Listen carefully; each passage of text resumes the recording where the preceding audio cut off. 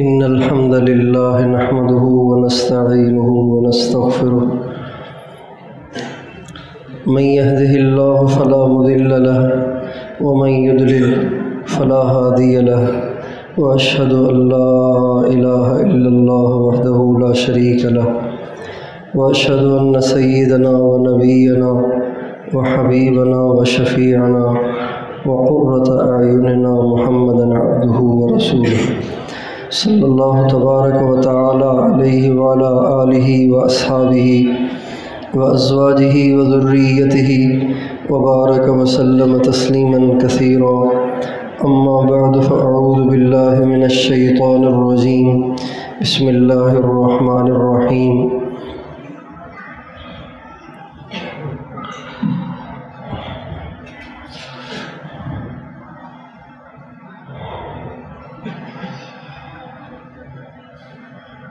انما المؤمنون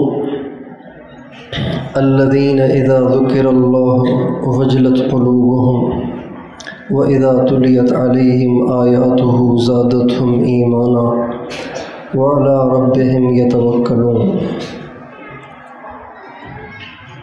وقال تعالى يا ايها الذين آمنوا وقال النبي صلى الله عليه وسلم بادروا بالأعمال فتنا كقطع الليل المظلم يصبح الرجل مؤمنا ويمسي كافرا ويمسي مؤمنا ويصبح كافرا يبيع أحدهم دينه بعرض من الدنيا قليل سبحان ربك رب العزة عما يصفون وسلام على المرسلين والحمد للہ رب العالمین اللہم صلی علی سیدنا محمد وعلی آل سیدنا محمد وبارک وسلم۔ میرے محترم بھائیوں اور دوستو، ہمارے پاس اللہ تعالیٰ کی جتنی نعمتیں ہیں ان میں سب سے زیادہ قیمتی، سب سے زیادہ انمول نعمت وہ ایمان ہے۔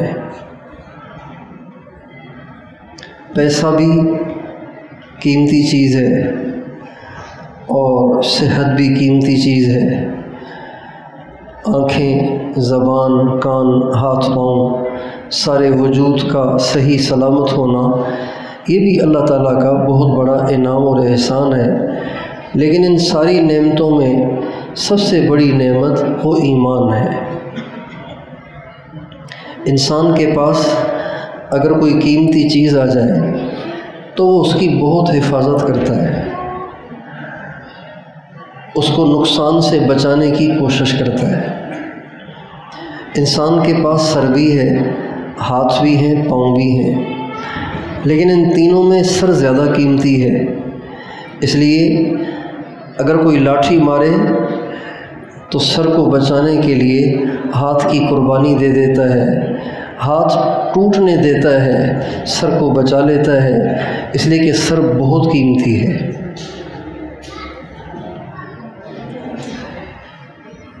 تو اللہ تعالیٰ کی دی ہوئی نعمتوں میں سب سے قیمتی چیز ایمان ہے، اور ایمان کو ہمیشہ سے خطرات لاحق رہے ہیں، اس لیے کہ شیطان آدم علیہ السلام آئے، ساتھ ساتھ شیطان بھی آیا۔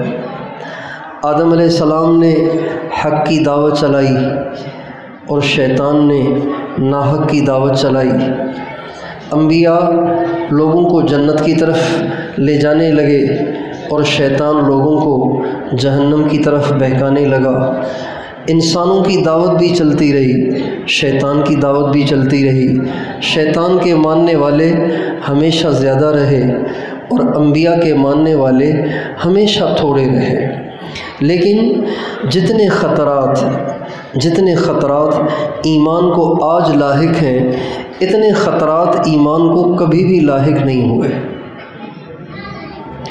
جتنا ایمان آج کے دور میں خطرے میں ہے، اتنا ایمان کبھی خطرے میں نہیں ہوا۔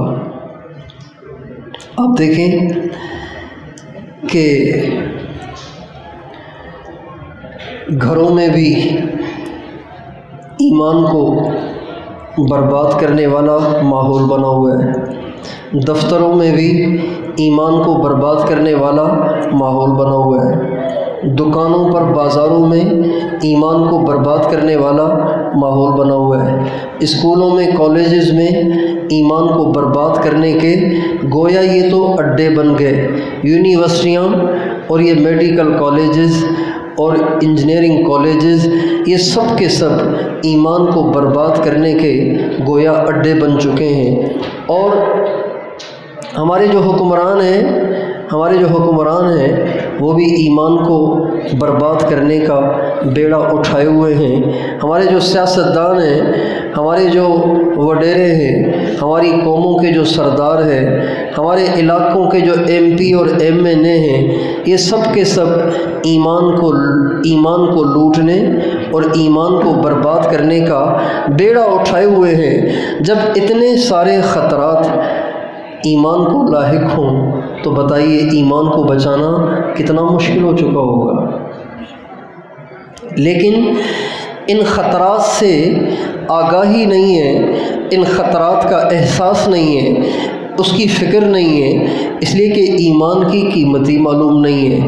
بٹوے میں پڑے ہوئے پیسوں کی قیمت معلوم ہے، لہٰذا اسے سنبھال کے رکھتا ہے، بار بار چیک کرتا ہے کہیں بٹوا نکل تو نہیں گیا۔ موبائل کی قیمت کا علم ہے، لہٰذا بار بار چیک کرتا ہے کہیں موبائل نکل تو نہیں گیا۔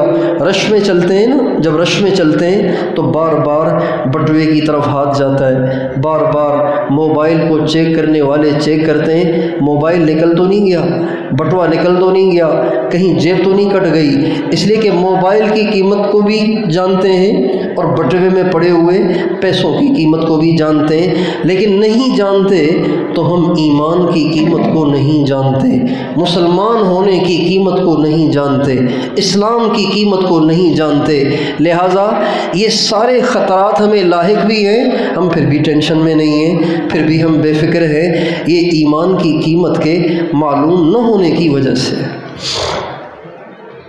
ہمارے نبی کا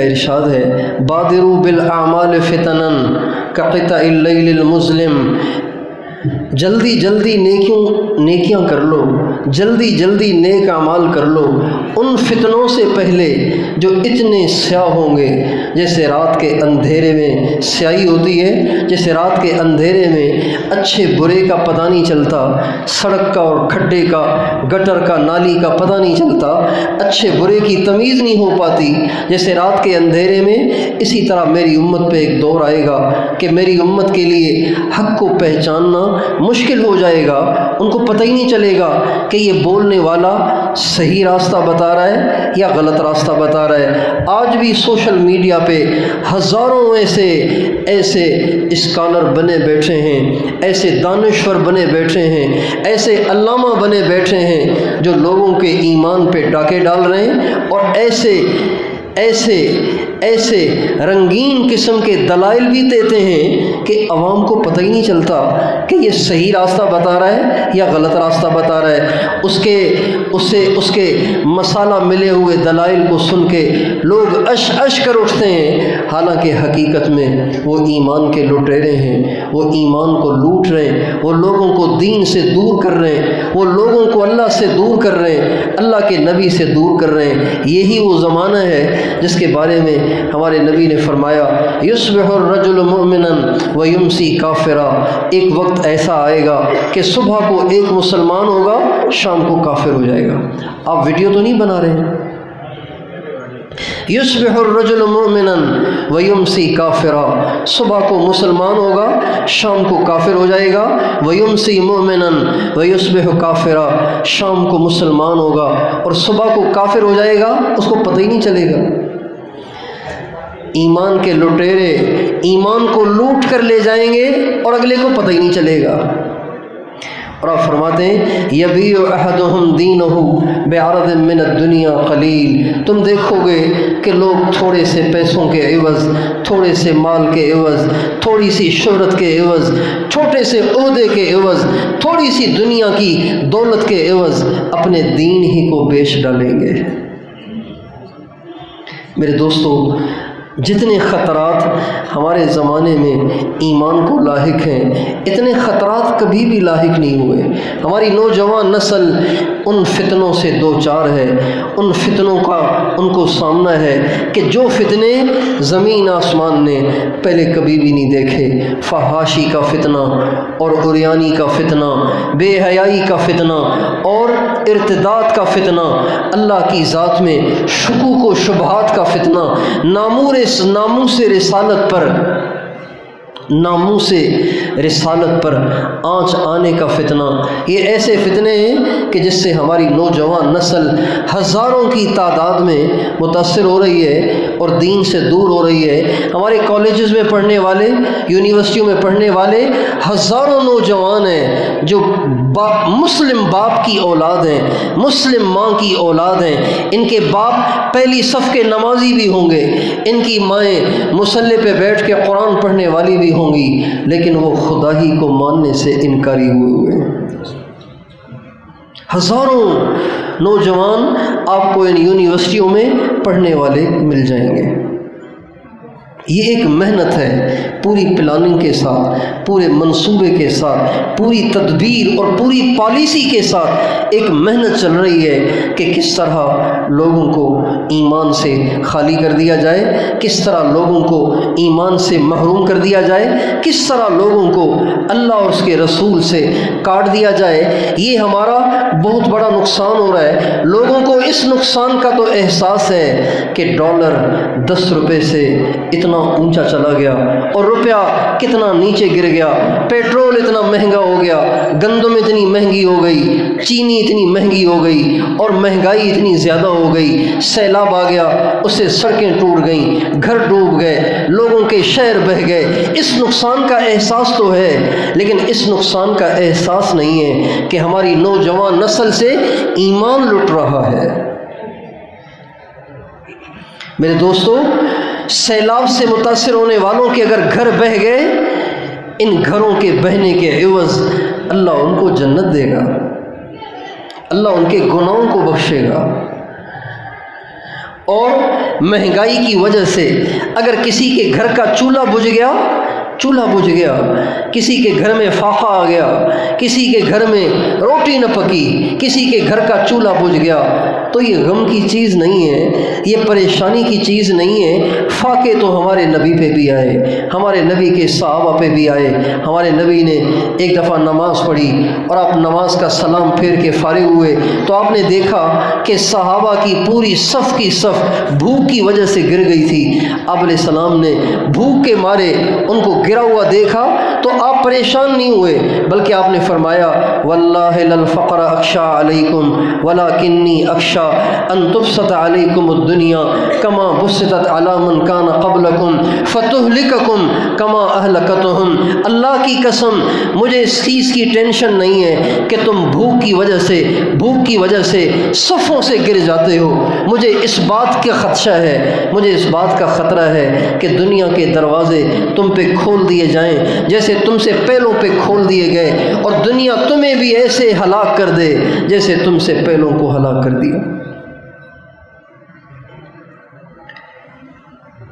آپ علیہ السلام مسجد میں تشریف فرمائے اور آپ بیٹھ کے نماز پڑھ رہے ہیں۔ ابو ہریرہ رضی اللہ عنہ آئے اور آپ کو بیٹھ کے نماز پڑھتا ہوا دیکھا تو حیرت میں پڑ گئے۔ جب آپ سلام پھیر کر فارغ ہوئے تو آپ سے پوچھا یا رسول اللہ آپ بیٹھ کے کیوں نماز پڑھ رہے ہیں؟ آپ نے فرمایا الجوع یا ابا ہریرہ، ابو ہریرہ بھوک نے مجھے بٹھا دیا ہے۔ جب آپ نے یوں فرمایا تو ابو ہریرہ رونے لگے۔ آپ نے فرمایا ابو ہریرہ رو نہیں، لا تبکی یا ابا ہریرہ، ابو ہریرہ رو نہیں، فإن شدت الحساب لا تصیب الجائع یوم القیامت اذا احتسب۔ ابو ہریرہ رو نہیں، اگر کوئی اللہ کی وجہ سے دنیا میں بھوکا رہا ہوگا اللہ تعالیٰ قیامت کے دن اس سے حساب ہی نہیں لیں گے۔ مہنگائی آنا یہ کوئی اتنا بڑا نقصان نہیں ہے جس کی وجہ سے ہمیں ٹینشن ہو، جس کی وجہ سے ہماری نیندیں اڑیں، جس کی وجہ سے ہم پریشان ہوں۔ ٹینشن کی چیز، پریشانی کی چیز یہ ہے کہ ایمان لٹ رہا ہے، ایمان لٹ رہا ہے، لوگ دین سے دور ہو رہے ہیں، لوگوں کے دلوں میں نبی پاک علیہ السلام کے بارے میں شکوک و شبہات پیدا ہو رہے ہیں، لوگوں کے دلوں میں اللہ کی کبریائی، اللہ کی عظمت، اللہ کی بنائی ہوئی تقدیر اور اللہ کی وحدانیت اور اللہ کے وجود میں شکوک و شبہات پیدا ہو رہے ہیں۔ یہ اس سے بڑا نقصان ہے۔ اس لیے ایمان سب سے بڑی دولت ہے، اس کے لیے سب سے زیادہ فکر مند ہونے کی ضرورت ہے، سب سے زیادہ فکر مند ہونے کی ضرورت ہے۔ ایمان کو بچانے کے لیے چند نوجوانوں نے قربانی کی، اپنے گھروں کو چھوڑا، نوجوان بیویوں کو چھوڑا، اپنے ماں باپ کو چھوڑا، اپنے بہن بھائیوں کو چھوڑا، اپنے رشتہ داروں کو چھوڑا، اپنے وطن کو چھوڑا، ایمان کو بچانے کے لیے انہوں نے قربانی دی۔ اللہ تعالیٰ نے ان کے ذکر کو قرآن کا حصہ بنا دیا۔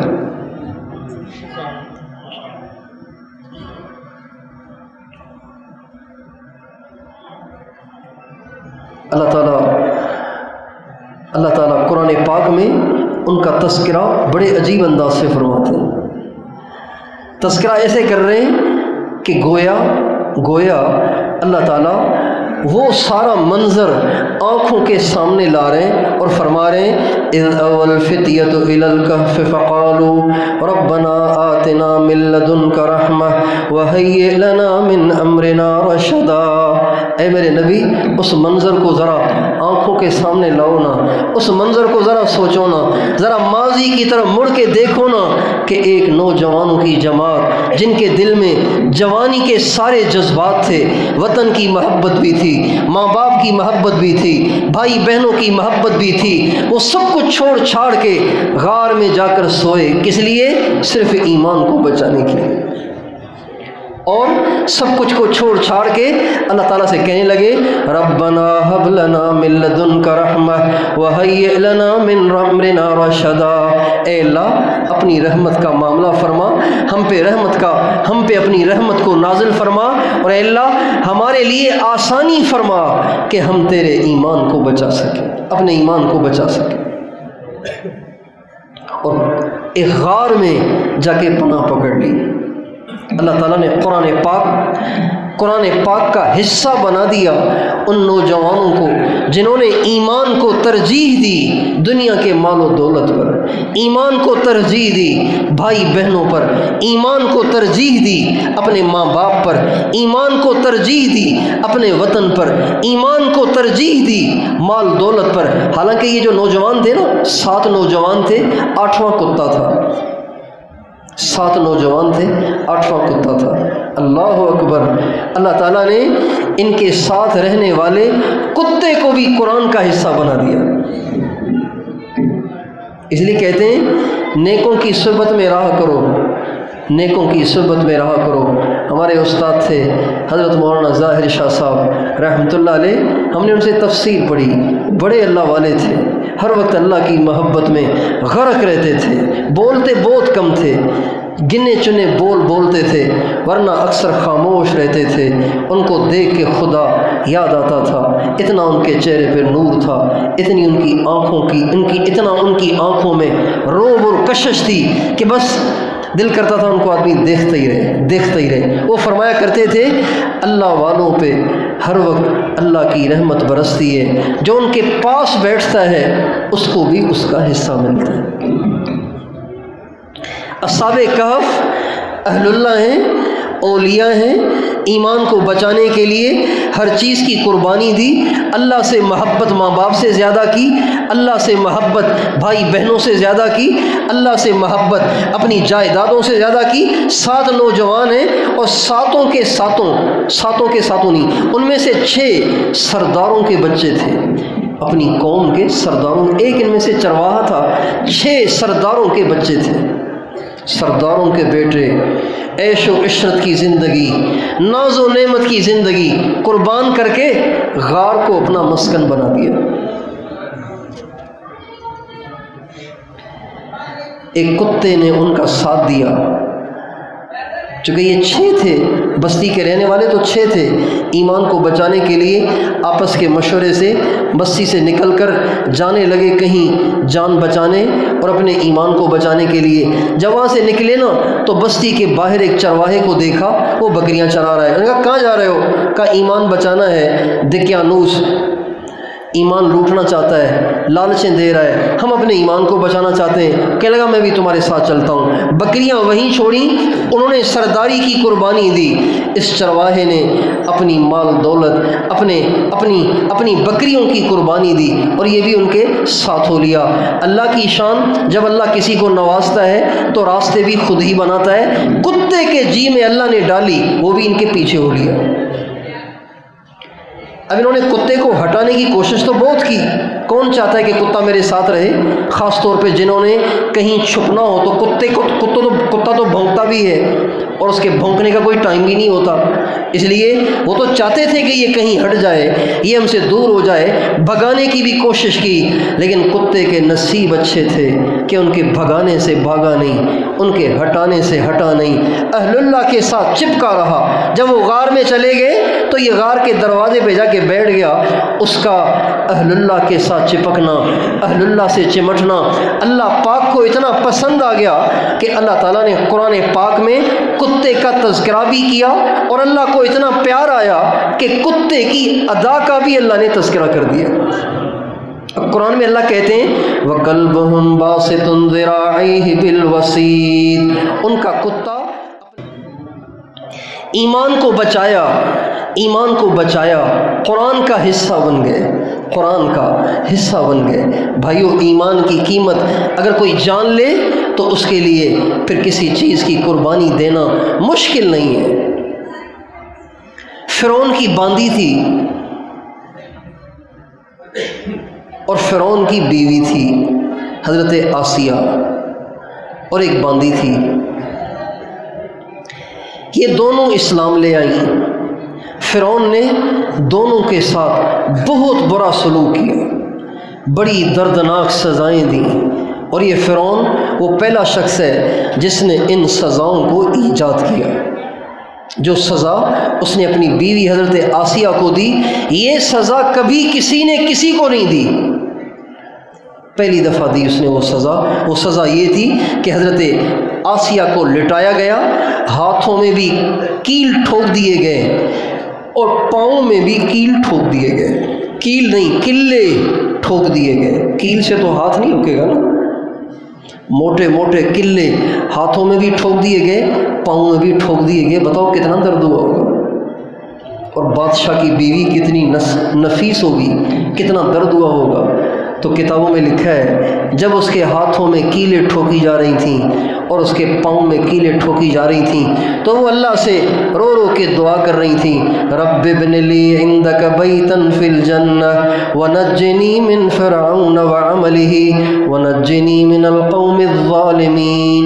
یہ نہیں کہنے لگی کہ بادشاہ سلامت معاف کر دے، میں چھوڑتی ہوں موسیٰ کو، چھوڑتی ہوں کلمے کو، چھوڑتی ہوں توحید کو، چھوڑتی ہوں ایمان کو، مجھے اس مصیبت سے نکال، مجھے ہاتھوں میں بھی بڑا درد ہو رہا ہے، پاؤں میں بھی بڑا درد ہو رہا ہے۔ یہ نہیں کہا، بلکہ کہا اے اللہ مجھے ہاتھوں میں کیل ٹھکنا منظور، مجھے پاؤں میں کیل ٹھکنا منظور، مجھے ایمان پر موت دے اور مجھے اپنی پڑوس میں جنت میں جگہ عطا فرما، اور مجھے فرعون سے اور فرعون کے شر سے نجات عطا فرما۔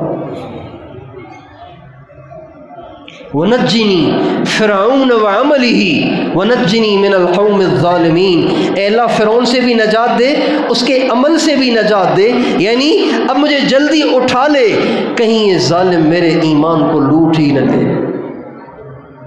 یہ ایمان کی قیمت ہے۔ آج ایمان لٹ رہا ہے، ایمان ضائع ہو رہا ہے۔ ضرورت ہے کہ ہم اپنے ایمان کی فکر کریں، اپنے ایمان کو بچانے کی کوشش کریں، اپنے ایمان کے لیے فکر مند رہیں۔ ہمارے نبی کے بارے میں اماں عائشہ فرماتی ہیں ایک دعا سرکار دو عالم صلی اللہ علیہ وسلم بہت مانگتے تھے، کیا؟ یا مقلب القلوب ثبت قلبی علی دینک، اے دلوں کو پلٹنے والے میرے دل کو اپنے دین پہ جمائے رکھیو۔ آپ سمجھ رہے ہیں یہ کتنی عجیب دعا ہے؟ اور مانگنے والے کون ہیں؟ مانگنے والے کون ہیں؟ سب بتاؤ، یہ مانگنے والے کون ہیں؟ امام الانبیاء ہیں، اللہ کے حبیب ہیں۔ وہ کیا دعا مانگ رہے ہیں؟ اے دلوں کو پلٹنے والے، میرے دل کو دین پہ جمائے رکھیو۔ کیا حضور کو اپنے دل کے پلٹنے کا خدشہ تھا؟ نہیں، یہ آپ امت کو سکھا رہے ہیں۔ اچھا، اماں عائشہ نے کہا، میں نے کہا یا رسول اللہ آپ اتنی کیوں یہ دعا مانگتے ہیں؟ کیا آپ کو اپنے دل کے پلٹنے کا خطرہ ہے؟ آپ نے فرمایا عائشہ، دل کی مثال ایک پتے کی سی ہے، ہوا اسے جس طرف کو لے جائے وہ اسی طرف کو اڑ جاتا ہے۔ اس لیے ایمان کے لیے بہت زیادہ فکر مند رہنے کی ضرورت ہے۔ ہم اپنے ایمان کی بھی فکر کریں، اپنی نسل کے ایمان کی بھی فکر کریں۔ آج کے لوگ صرف اس شوق میں کہ بچہ میری طرح مزدور نہ رہے، میں نے تو ٹھیلے چلا چلا کے اپنے پاؤں کی ہڈیاں پھاڑ کے رکھ دیں، اپنے پاؤں میں نے چھیل کے رکھ دیے، اور میں نے سڑکوں کی خاک چھان چھان کے اپنے آپ کو گھلا کے رکھ دیا۔ میرا بچہ ٹھیلا نہ چلائے، میرا بچہ کسان نہ بنے، میرا بچہ مزدور نہ بنے، میرا بچہ چھولے نہ بیچے، بریانی نہ بیچے، میرا بچہ تو کوئی بڑا افسر بنے، ڈاکٹر بنے، انجینئر بنے، تاکہ اس کے پاس گاڑی ہو، اس کے پاس بنگلہ ہو، اس کے پاس پیسہ ہو۔ صرف اس شوق میں ہم نے بچوں کو دین سے کاٹ کے دنیا کے ساتھ جوڑ رکھا ہے، صرف اس شوق میں۔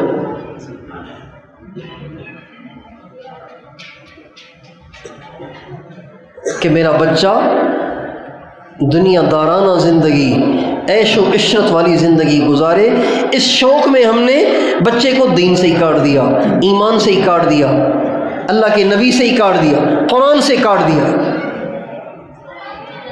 حالانکہ رزق اور روزی تو اللہ کے ہاتھ میں ہے۔ بتاؤ رزق اور روزی کس کے ہاتھ میں؟ سب بتاؤ، آپ بول نہیں رہے، کیا تھک گئے ہیں کیا؟ کس کے ہاتھ میں؟ اور زور سے بولو، کس کے ہاتھ میں؟ اللہ کے ہاتھ میں یار، رزق اور روزی اللہ کے ہاتھ میں۔ جس کے مقدر میں پراٹھا ہے وہ ریڑھی چلا کے بھی پراٹھا کھائے گا، جس کے مقدر میں سوکھی روٹی ہے وہ ڈاکٹر بن کر بھی سوکھی کھائے گا۔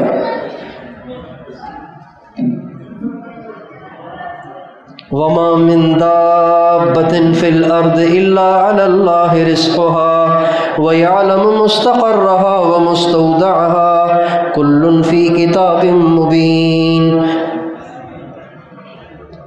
ما أريد منهم من رزق وما أريد أن يطعمون إن الله هو الرزاق ذو القوة المتين۔ ان آیتوں میں اللہ تعالیٰ بندے کو تسلی دے رہے ہیں، میرے بندے بدگمانی نہ کر، تجھے روٹی دوں گا، پریشان نہ ہو، روٹی میرے ذمہ ہے، اللہ کے ذمہ ہے۔ اللہ روٹی دیتا ہے، اللہ روزی دیتا ہے۔ اللہ جسے مالدار کرے اسے ملک کا مالک ہونا ضروری نہیں ہے، وہ ملک کا مالک ہوئے بغیر بھی مالدار ہو سکتا ہے۔ اللہ جسے غریب کرے، اللہ جسے غریب کرے، اللہ جسے غریب کرے، اللہ جسے غریب کرے، اس کے گھر کا جل جانا اور اس کا ان پڑھ ہونا ضروری نہیں ہے۔ کتنے پڑھے لکھے ہیں جو روٹی کو ترستے ہیں، کتنے ان پڑھ انگوٹھا چھاپ ہیں جو کروڑوں کے مالک ہیں۔ ہمارے ایک دوست ہیں، انگوٹھا چھاپ ہیں، اپنا دستخط بھی نہیں کر سکتے۔ ہمارے ساتھ جماعت میں تھے تو بڑے ٹھیکیدار ہیں، ابھی انہوں نے جائیداد تقسیم کی ہے، ایک ایک بچے کے حصے میں کروڑوں آئے ہیں، ایک بچے کے حصے میں کروڑوں آئے ہیں۔ تو میں نے کہا آپ اتنے بڑے بڑے دفتروں میں جاتے ہیں، ٹھیکیدار کو تو بڑے بڑے دفتروں سے سابقہ پڑتا ہے، آپ کیسے دستخط بھی نہیں کر سکتے؟ کیسے دستخط کرتے ہیں آپ؟ تو اس نے کاغذ لیا اور قلم لیا، قلم اس کو پکڑنا بھی نہیں آتا تھا، عجیب طریقے سے قلم پکڑا، ایک لکیر یوں کھینچی، ایک لکیر یوں کھینچی، کہا یہ میرا دستخط ہے، یہ میرا سائن ہے، لیکن کروڑوں میں کھیل رہا ہے۔ اللہ یبسط الرزق لمن یشاء ویقدر، اللہ کہتے ہیں رزق وسیع بھی میں کرتا ہوں، تنگ بھی میں کرتا ہوں۔ بہت سے ایسے جن کے پاس بہت اسباب ہیں لیکن رزق ان کا تنگ ہے، بہت سے ایسے اسباب بھی نہیں ہیں، لیکن جب پوچھو کہتے ہیں اللہ کا شکر ہے، مزے لگے ہوئے ہیں۔ اس لیے بھائیوں، اپنے بھی ایمان کی فکر کرنے کی ضرورت ہے، اپنے بچوں، اپنی نسلوں، اپنے اہل و عیال، ساری دنیا کے انسانوں کے ایمان کی فکر کی ضرورت ہے۔ بہت خطرے میں ہے ایمان اس وقت، بہت خطرے میں ہے ایمان اس وقت۔ اور ایمان اصحاب کہف نے تو بچایا کہف میں جا کر، اب ہم ایمان کہاں بچائیں بھائی؟ اصحاب کہف کو تو کہف مل گئی، ہماری کہف کیا ہے جہاں ہم ایمان کو بچائیں؟ ہماری کہف 3 چیزیں ہیں، سب بتاؤ کتنی چیزیں؟ ہماری کہف کتنی چیزیں؟ ہماری کہف کتنی چیزیں؟ جہاں ایمان کو پناہ ملتی ہے، جہاں ایمان کو حفاظت ملتی ہے، جہاں ایمان کی حفاظت ہوتی ہے، جہاں ایمان ہر قسم کی آندھیوں سے بچتا ہے، ہر قسم کے تھپیڑوں سے بچتا ہے، وہ 3 چیزیں ہیں، وہ 3 جگہیں ہیں، وہ 3 جگہیں ہیں، وہ 3 چیزیں ہیں۔ ایک تبلیغ اور دعوت کا کام، یہ ایمان کی پناہ گاہ ہے، یہ ایمان کا کہف ہے۔ ایمان کو بچانا ہے، تبلیغ والوں کے ساتھ لگے رہو، کبھی سروزے میں جاؤ، کبھی چلے میں جاؤ، کبھی 4 مہینے میں جاؤ، اور نہیں تو جمعرات کو مرکز چلے جایا کرو، اور نہیں تو کسی جماعت کی نصرت پہ چلے جایا کرو، اپنے محلے والوں کے ساتھ مل کے گلی میں گشت کر لیا کرو۔ جس درجے کی اللہ نے استعداد دی ہے اس درجے میں اس کام میں جڑے رہیں۔ یہ آج کے زمانے کا کہف ہے، ایمان کو بچانے کی جگہ ہے، اور یہ ایمان کے لیے پناہ گاہ ہے۔ اور دوسری پناہ گاہ، دوسرا کہف جہاں ہمیں ایمان کو بچانا ہے، وہ علماء سے تعلق ہے، اور یہ مدارس دینیہ ہے۔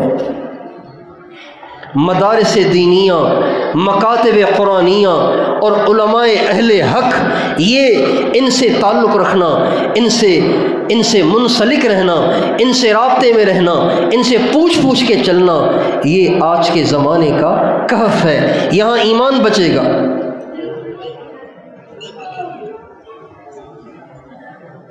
اگر آپ علماء سے پوچھ کے نہیں چلیں گے تو آپ سمجھیں گے صحیح کر رہا ہوں، حالانکہ آپ کسی حرام میں مبتلا ہو کر اپنی آخرت کو برباد کر رہے ہو۔ اس لیے ہمیشہ سے اہل باطل کی یہ کوشش رہی ہے کہ کسی طرح سے عوام کو علماء سے کاٹا جائے، عوام کو علماء سے کاٹا جائے۔ اس لیے آپ دیکھیں گے کہ سوشل میڈیا پہ 20 دین کے دشمن بیٹھے ہوئے ہیں، ان کا کام ہی علماء کے کیڑے نکالنا، علماء پہ تبرک کرنا، علماء کے بارے میں ہرزہ سرائی کرنا، علماء پہ تنقید کرنا، اور علماء کی تحقیر کرنا، علماء کی تذلیل کرنا، اور لوگوں کو علماء سے کاٹنا ہے۔ فلاں مولوی یوں کرتا ہے، فلاں عالم یوں کرتا ہے، فلاں عالم ایسا، فلاں عالم ویسا، ان کا کام ہی ہے۔ یہ نئی پالیسی نہیں ہے، یہ انگریز کی پہلے دن سے پالیسی ہے کہ کس طرح سے عوام کو علماء سے کاٹ دیا جائے۔ اس لیے کہ یہ علماء ہی ہیں جو آپ کے ایمان کے پہرے دار ہیں، آپ کے ایمان کے پہرے دار ہیں۔ یہ مدارس ہی ہیں جو ایمان کے قلعے ہیں۔ ہمارے حاجی صاحب فرماتے تھے، جب میں کہیں راستے میں سفر میں جاتے ہوئے، گاڑی میں سفر کرتے ہوئے کہیں کسی مدرسے کا بورڈ پڑھتا ہوں تو خوش ہو جاتا ہوں کہ اسلام کا قلعہ آ گیا، اسلام کا قلعہ آ گیا۔ مدرسہ اسلام کا قلعہ ہے۔ اس لیے کبھی علماء کے بارے میں زبان نہ کھولنا، کبھی ان مدارس کے بارے میں زبان نہ کھولنا۔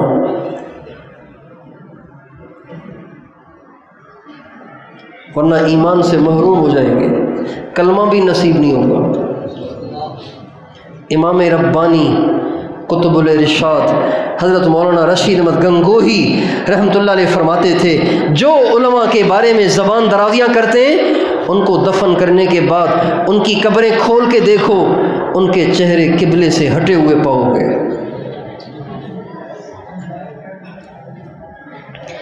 یہ قرآن کے پہرے دار ہیں، یہ ایمان کے پہرے دار ہیں، یہ اسلام کے پہرے دار ہیں، اور یہ نبیوں کے وارث ہیں۔ ان العلماء ورثۃ الانبیاء، علماء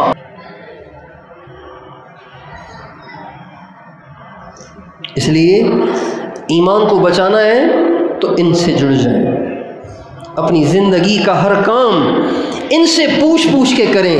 کاروبار کرنا ہے، پہلے جائیں علماء کے پاس کہ جی میں کاروبار کرنا چاہتا ہوں، آپ مجھے بتائیں مجھے کیسے کرنا ہے۔ اسلام صرف مسجد کا دین نہیں سکھائے گا، صرف مسجد میں کیسے رہنا ہے یہ نہیں بتائے گا، صرف نماز کیسے پڑھنی ہے یہ نہیں بتائے گا۔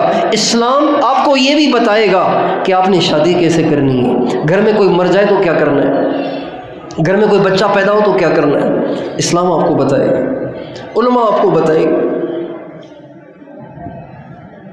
یہ آج کے زمانے کا کہف ہے، ان سے تعلق سے ایمان بچے گا۔ اور تیسری جگہ وہ اہل اللہ اور صالحین اور اولیاء ہیں جن کی صحبت سے ایمان کی حفاظت ہوتی ہے۔ اہل اللہ، مشائخ، خانقاہیں، اللہ والے، اولیاء، ان کی صحبت سے ایمان بچتا ہے۔ یک زمانہ صحبت با اولیاء، بہتر از 100 سالہ طاعت بیریا، یہ مولانا روم کا شعر ہے، مولانا روم کا، کہ کسی اللہ والے کی صحبت میں ایک گھڑی گزارنا 100 سال کی عبادت سے بہتر ہے۔ حضرت خواجہ عزیز الحسن مجذوب رحمۃ اللہ علیہ ہمارے بزرگوں میں سے گزرے، حضرت حکیم الامہ مجدد الملہ حضرت مولانا اشرف علی صاحب تھانوی رحمۃ اللہ علیہ کے خلیفہ اجل تھے۔ انہوں نے ایک دفعہ حضرت تھانوی سے پوچھا، حضرت مولانا روم کی مثنوی میں بڑی اللہ نے روحانیت اور تاثیر رکھی ہے، لیکن یہ شعر سمجھ میں نہیں آتا۔ وہ کہتے ہیں اللہ والے کی صحبت میں ایک گھڑی گزارنا 100 سال کی عبادت سے بہتر ہے، یہ سمجھ میں نہیں آتا۔ حضرت تھانوی فرمانے لگے، انہوں نے 100 سال کہا ہے، 1,00,000 سال بھی کہتے تو بھی یہ جھوٹ نہیں تھا۔ تو کہا حضرت یہ کیسے 1,00,000 سال کی عبادت سے اللہ والے کی صحبت میں ایک گھڑی رہنا زیادہ بہتر ہے، وہ کیسے؟ فرمانے لگے، عبادت چاہے انسان کتنی کرے لیکن اس سے اس کے ایمان کے باقی رہنے کی کوئی ضمانت اور گارنٹی نہیں ہے کہ اس کا ایمان باقی رہے گا۔ بلعم بن باعور بنی اسرائیل کا اتنا بڑا اللہ والا، اتنا بڑا عبادت گزار، اتنا بڑا ولی، لیکن کفر پہ مر گیا، آخر میں کفر پہ مر گیا۔ قرآن نے اس کو کتا کہا ہے، مثلہ کمثل الکلب، اس کی مثال کتے کی سی ہے، حالانکہ بہت بڑا اللہ والا تھا، لیکن ہزاروں سال کی عبادت کے بعد بھی اس بات کی گارنٹی نہیں ہے کہ ایمان کی حفاظت ہوگی، ایمان ہی پہ مرے گا۔ لیکن اللہ والوں کی صحبت سے اللہ تعالیٰ دل میں ایک ایسا نور پیدا کر دیتے ہیں کہ جس سے ایمان پر موت یقینی ہو جاتی ہے۔ اس لیے اہل اللہ کی صحبت سے ایمان کی حفاظت کا ہو جانا ایک یقینی امر ہے۔ ہم اور آپ اس کی کوشش کریں کہ اہل اللہ کی صحبت میں رہیں، اہل اللہ سے محبت کریں، اہل اللہ سے تعلق رکھیں، اہل اللہ کی معیت کو حاصل کریں اور ان سے استفادہ کریں۔ تیار ہیں انشاءاللہ؟ یہ ہمارے زمانے کے کہف ہیں، یہ ایمان کو بچانے کی جگہیں ہیں، یہ ایمان کی پناہ گاہیں ہیں۔ جو ان سے دور ہے اس کا ایمان خطرے میں ہے، اس کا ایمان خطرے میں ہے۔ اللہ تعالیٰ میرے اور آپ کے، ہم سب کے، ہر مسلمان کے ایمان کی حفاظت فرمائے، اور خدا کرے اس ایمان کو ہم اپنے ساتھ قبروں میں بھی لے کر جائیں۔ تیار ہیں انشاءاللہ؟ اللہ تعالیٰ مجھے اور آپ کو توفیق عطا فرمائے۔